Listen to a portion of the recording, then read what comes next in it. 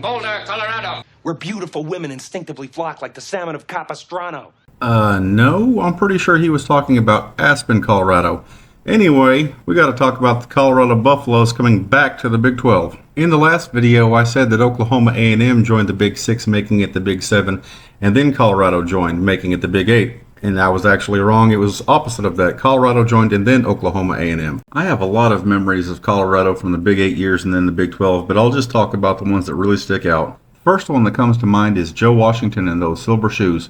I heard him giving an interview on radio one time. He said that he went into the bathroom, which was in the locker room at the stadium in Boulder, with a can of silver spray paint, and he's sitting in there before the game spraying his shoes silver. And they told him, hey, it's time to warm up and everything. And he stood up and he's like, hey, I'm pretty lightheaded right now. Maybe using the spray paint in a confined area at this altitude wasn't the best idea. So he didn't say anything to anybody, and he went out and warmed up and played the game, and he ran for like 200 or 300 yards anyway. So, you know, Joe Washington being Joe Washington. The second memory I have of Colorado football that doesn't even involve OU is that crazy game in 1990 where they were playing at Missouri, and there was the infamous 5th down. This was, of course, the year that Colorado won their one national championship, and that was pretty controversial because a lot of people said Colorado shouldn't have won that game, as they were given a 5th down to score and ended up beating Missouri. If you're too young to remember that game, or if you just don't know about it, do yourself a favor and jump on YouTube and look it up. It's pretty wild. I'm going in chronological order with these memories.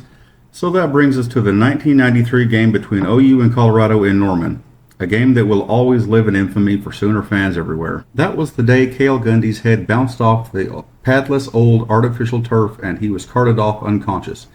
I don't remember which disaster happened first, but this was also the same day that the Sooner schooner's wheel got caught in that same old worn out carpet, and everything and everybody except for the ponies went flying on national television. The decision was promptly made to return natural grass to Owen Field before the '94 season. Fast forward 2 years and the unbeaten Sooners were hosting the Buffs again.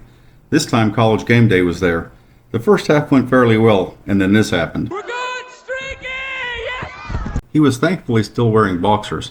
He made it all the way, 100 yards across the field and out of the Northwest Tunnel. I heard they finally caught him somewhere around the library. It was downhill for the home team after that, and OU finished the season 5-5-1. The last OU Colorado game that stands out to me is the 2004 Big 12 championship game.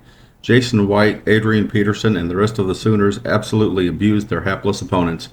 The difference in strength between the North and South divisions of the Big 12 is becoming obvious. I do remember those classic games between Colorado and Nebraska in the late 80s and early 90s, but not as well as those stories I just told. Adding Colorado puts the Big 12 at 13 teams, and there are a lot of rumors and speculations about who the conference might bring in to make it an even number again. Will it be Arizona? Will it be Utah? Your guess is as good as mine, but I do know this. It's going to be interesting to watch and see what happens.